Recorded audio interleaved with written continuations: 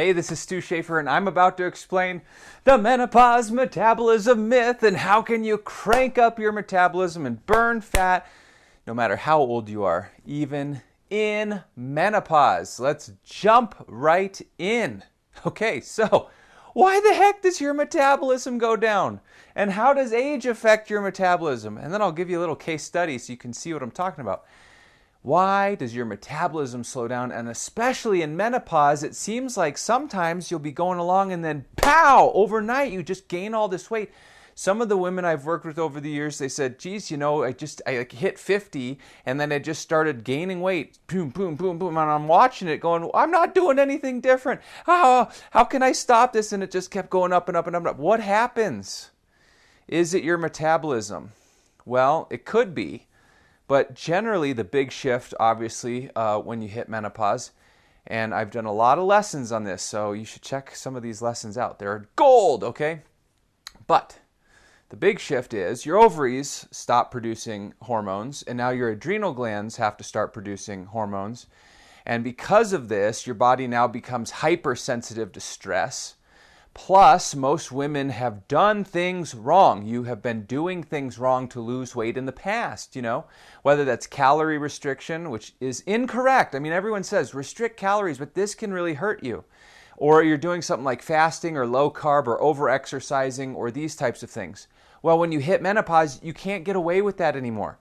So even though you were able to do these things wrong before and still lose weight and you were okay, now in menopause, you can't do that. So a lot of times people think it's their metabolism or their hormones, but really what's happening is your body is now becoming so sensitive that all the things you've been doing wrong, that you didn't know were wrong because there was no side effects, now you can see all the side effects. Now, can your metabolism slow down in menopause? Yes, absolutely. Why would this happen? Well, there's a couple of reasons. We'll go through the big two. Number one is you're stressing your body way too much. Number two is you've done all these different diets and you've caused something called repressed metabolic syndrome, RMS. Now this is different than just metabolic syndrome. It's repressed metabolic syndrome. What RMS is, essentially, is you've done all these diets over the years that you've wrecked your own metabolism.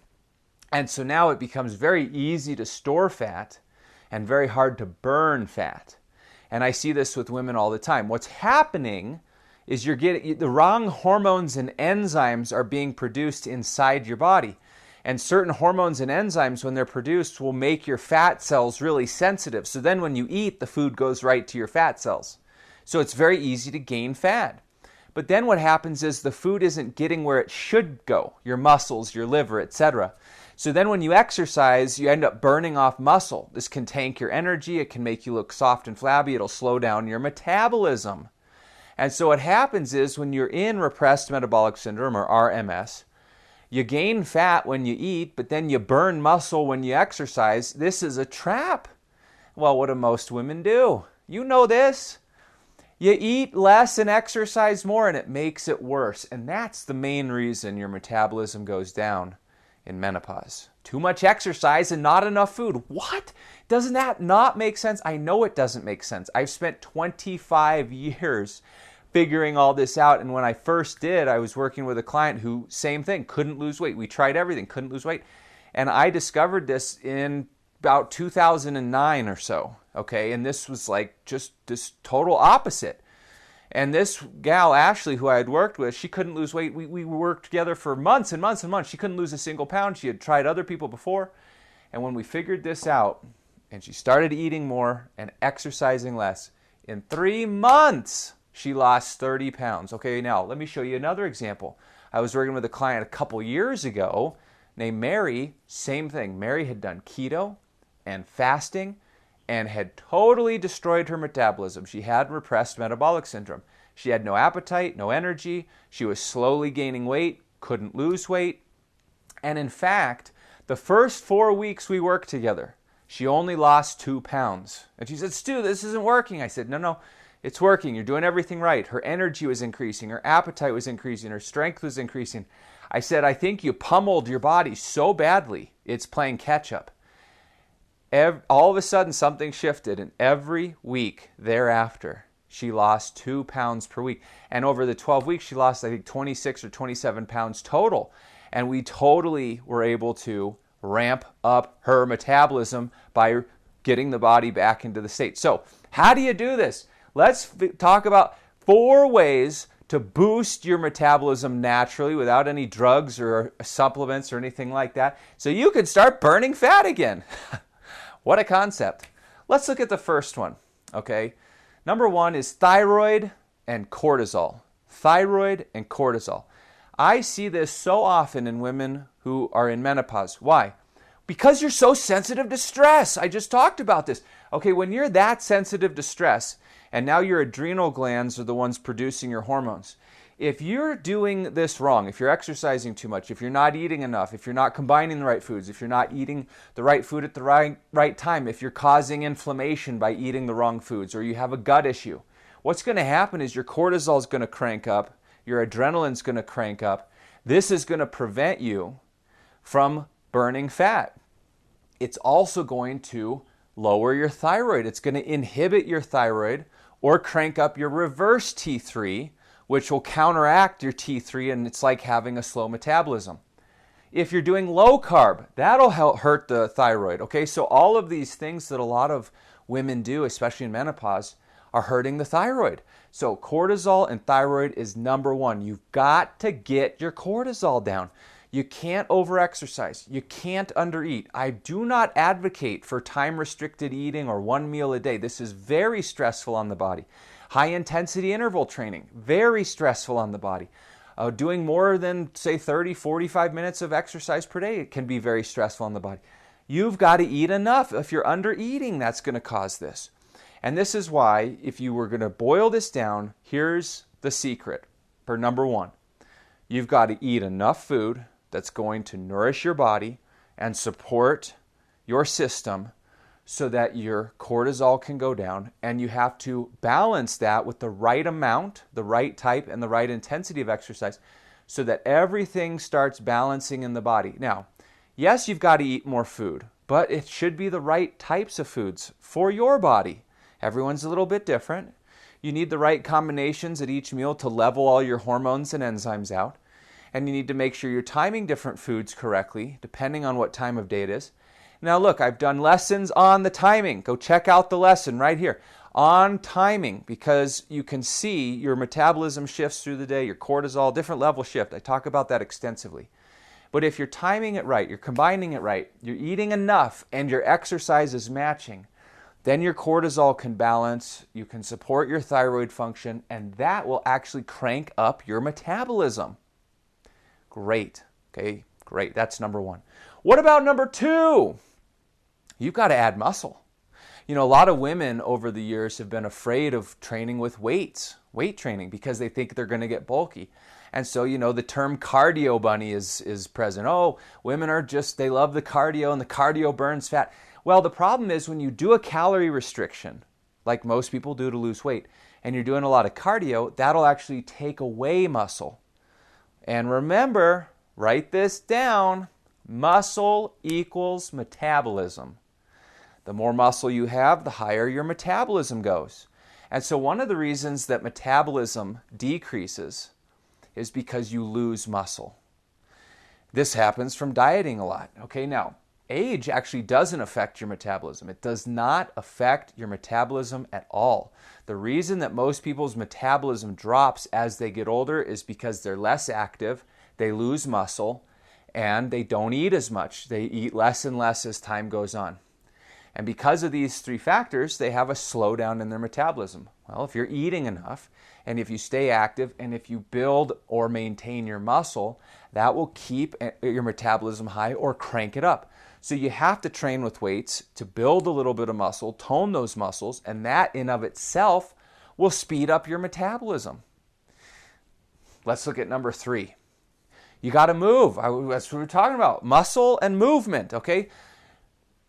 Most of us have a job that's quite sedentary. We're sitting all day, you know, or we're trying to relax when we're not, you know, doing work or whatever because we're stressed or we're tired or whatever it is. Any ways that you can find extra movement is actually going to really speed up your metabolism. And these are like the weird, simple, cliche things that a lot of people say, but it just doesn't sink in because it doesn't sound important.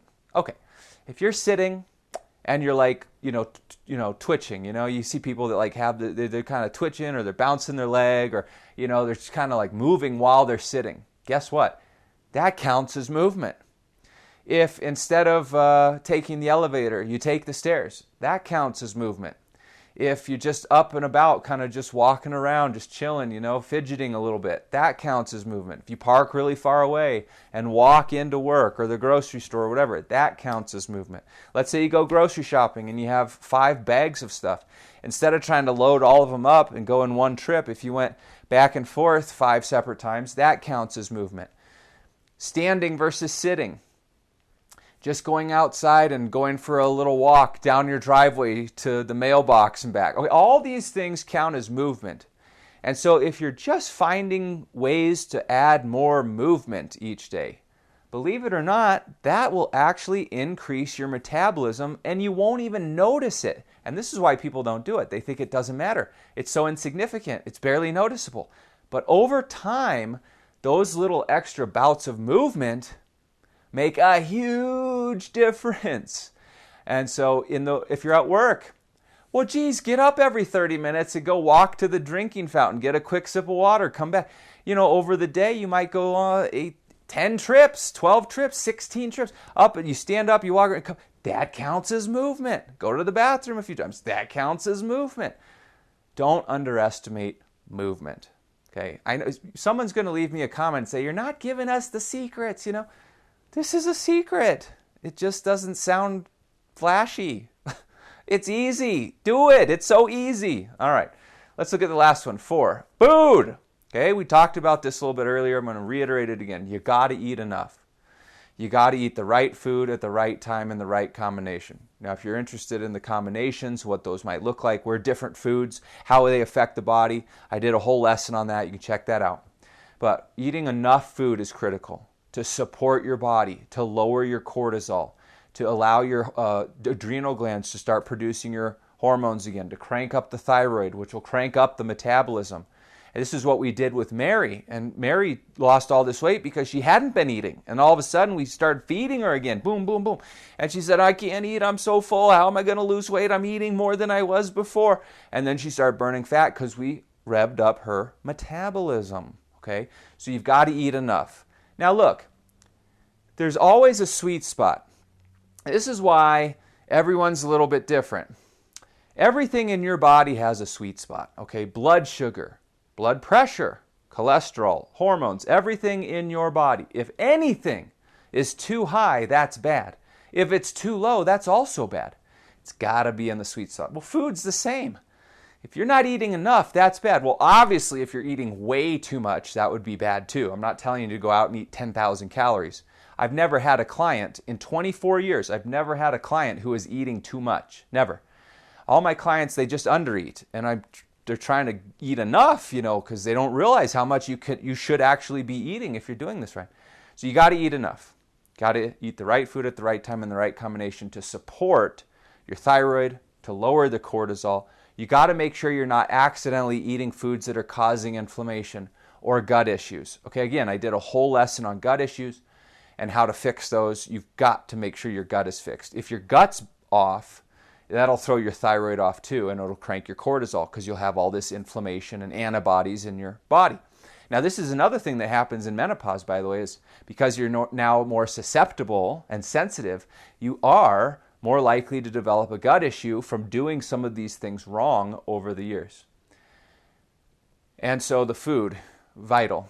And remember, as a side note, the food has to match your activity. This is another huge problem. I see so many women who will do a diet, but then it doesn't match up with all the activity that they're doing. Or they'll do an exercise program. It doesn't match up with what they're eating. And so you're not going to get results. The two have to match up. They complement one another. If you undereat and overexercise, you're going to crank up the cortisol and mess up your thyroid. If you overeat and underexercise, that's a problem too, obviously. That's not good either. Everything has to be in the sweet spot. So stop thinking about things as, is it better to do more? Oh, more is better. Oh, no, less is better. No. The right amount is better. The right amount for you. And that depends on where you're starting, and it's gonna change. If it weren't complicated enough, it's a moving target. You've got to always be in the sweet spot for your body, the right amount, like a prescription.